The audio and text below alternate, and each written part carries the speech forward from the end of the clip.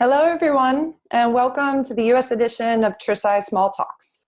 I'm Kristen Coleman, Senior Vice President of Novita, and joining me today we have Ivonne Ronderos from DKOR, the fabulous designer. And thank you so much, Ivonne. It's so good to see your face. Oh, I know, it is. We haven't seen each other since Bologna. Mm-hmm. Yeah, that was a few years ago. Yeah, for Cersaie. Yeah, Christmas time, about 3 years ago. And you're in Miami, correct?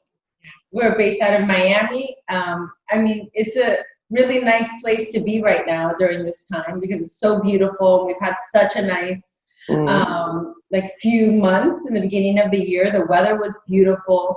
Yeah, springtime in Miami, you can't beat it. And plus, I feel like everyone has a terrace there too. Like whenever I drive through Miami, that's all I see. It's just buildings wrapped in outdoor spaces. Yeah, exactly. And they just opened up the parks here, so there's more people that are going out. In neighborhoods, a lot of people are riding bikes. Mm-hmm. And how are you in your office right now? Yes.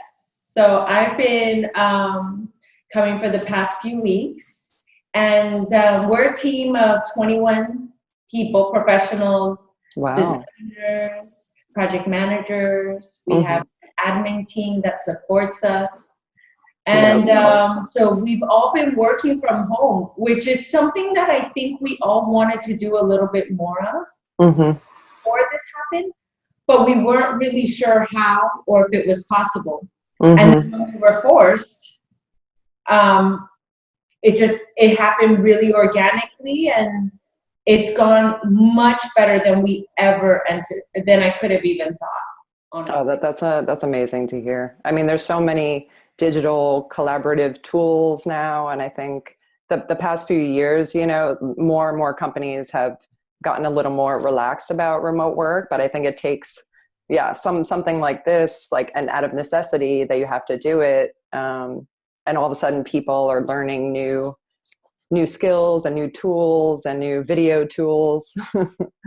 You just have to adapt. Otherwise, you're constantly resisting what's going on, and then it's difficult for you to work or be creative. But I think the success of it has been that we had an existing culture, which is it's really important right now because we do need to depend so much on each other. And so since we have always had that respect for one another, whether there's no hierarchy. It's not, because you're maybe in one area or you're a project manager or you're a designer. Everybody really feels a big respect for one another. So that allows us to support each other and be open to, jump in where I can. How can I help to this? Or maybe that wasn't something you did before, but for the sake of keeping the fluidity of the projects and our clients comfortable, we jump in and we do whatever's needed. So that's amazing to hear. Yeah. And how have you been working with your clients right now? Have you done any site visits, or has it been all remote? And what is their reaction? And are they getting like more involved or less so? Like, do they have to help in certain ways? Like, do any obviously not any drawings, but like measuring or things like that? Or? Yeah, they have. So in the beginning, we were not visiting any job sites. Now we are visiting more, obviously taking all the precautions and wearing masks and so on. But I was here with just a couple team members getting all the samples out to our clients. So in the beginning, again, everything's trial and error. So we were just sending a courier or a package with a bunch of samples. And we have worked remotely before with projects abroad. So we had, but our experience was one where the clients would just grab their samples and they kind of understood it. But now we were working with over 20 clients, and there's obviously a different level of comfort, like knowledge or with or understanding. We would have clients say, "What is this?"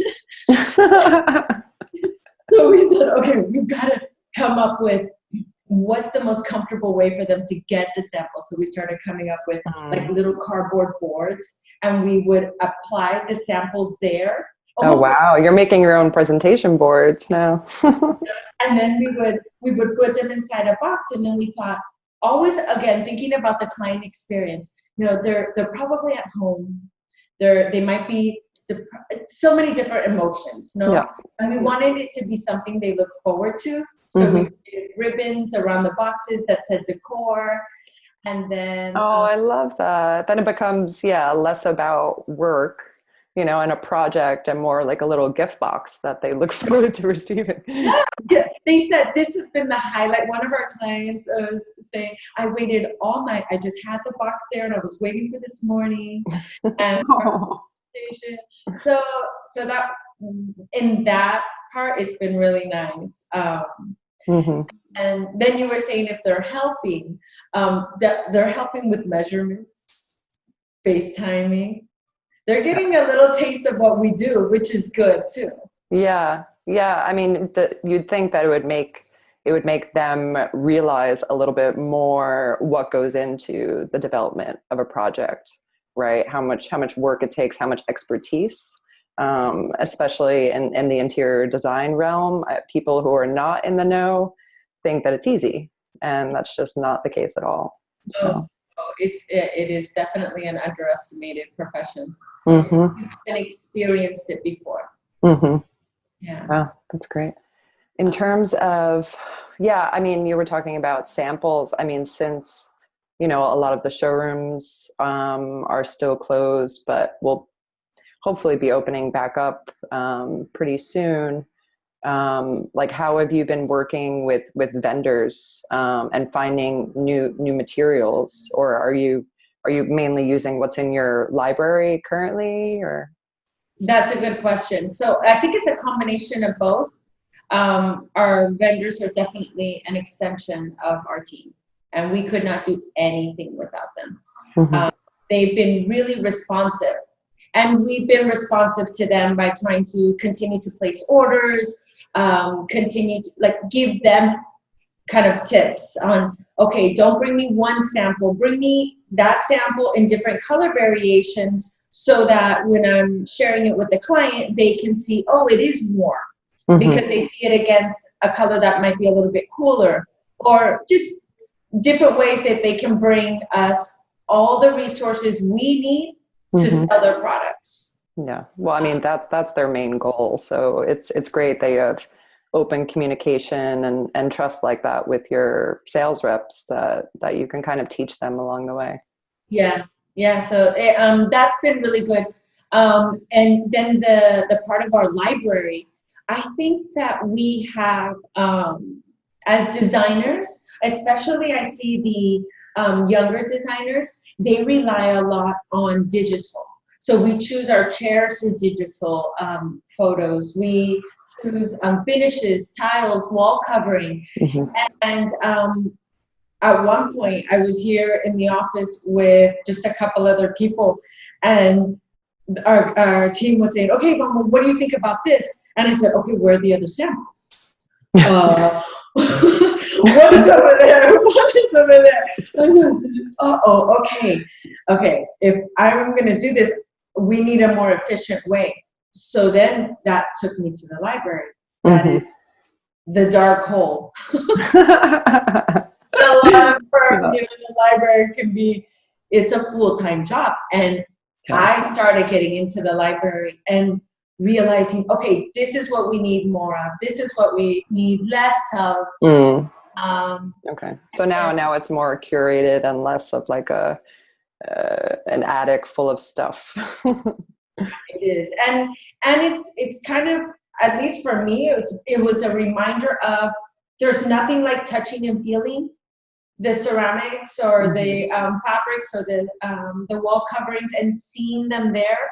And then once you see them there, it gives you confidence, and then you push the bar because you're comfortable. But when there's too many moving parts, it makes it more challenging, at least for myself when I'm designing. Yeah. Well, you touch on a really good point. I mean, tile is such a tactile material, and I feel like this pandemic has emphasized the importance of trade shows.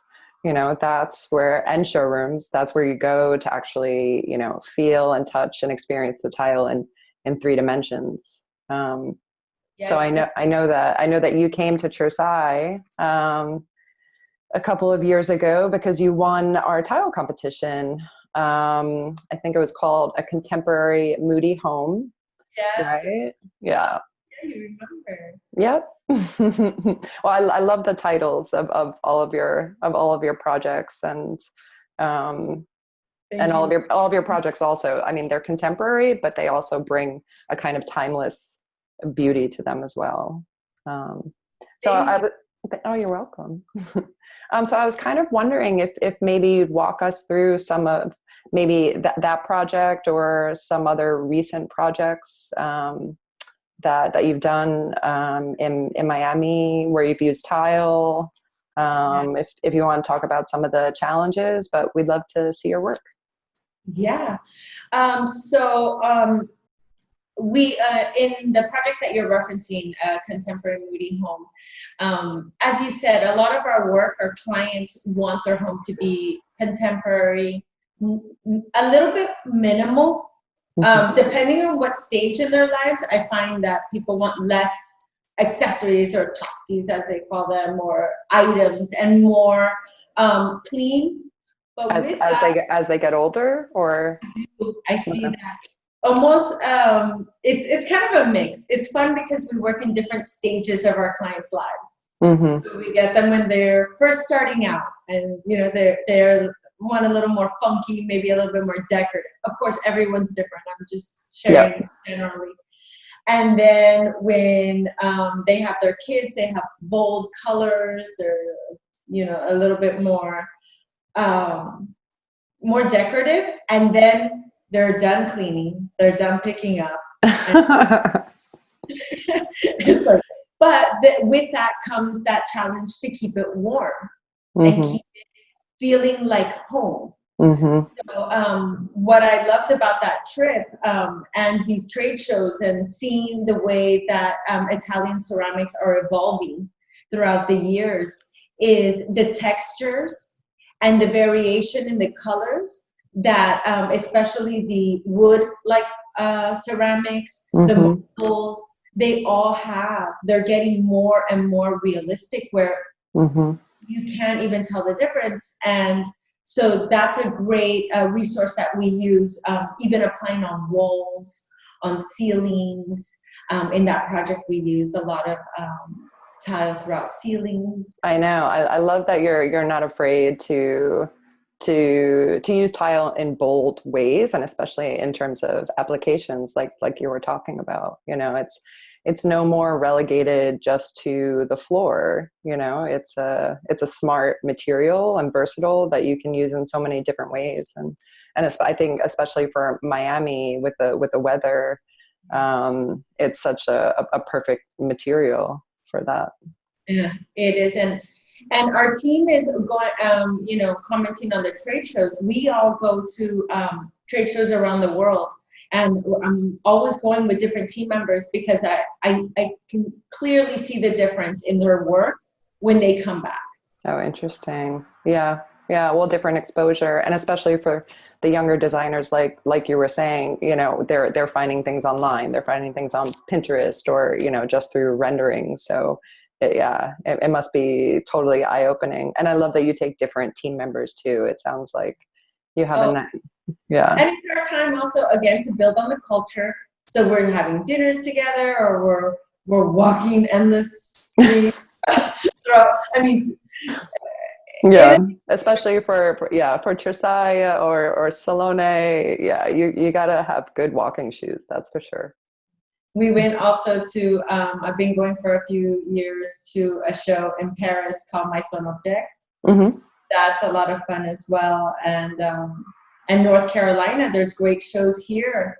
And then coverings, that's a wonderful show where we always see a lot of Italian ceramics. Coverings is, we were really looking forward to it. It was supposed to be in New Orleans this year. But then it turned into a really interesting kind of digital experience. And we had a live press conference and a lot of like on-demand content, and thousands of people still attended. So, oh, yeah. yes, I'm doing a lot. I guess might be another, new avenue that I'm discovering, which is all of these Zoom talks.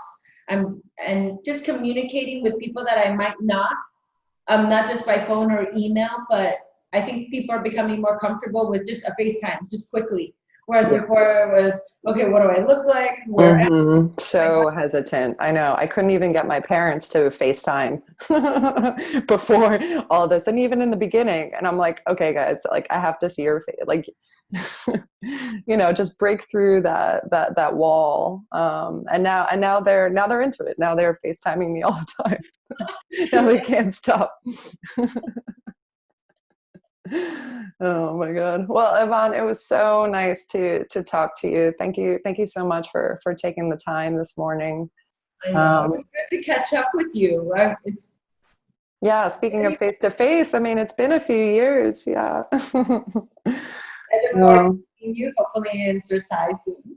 I know. I hope so too. Yeah, we'll keep up the great work, and we'll definitely have a conversation about Cersaie soon. All right. Take care. Thank you. Okay. Have a good day. Bye.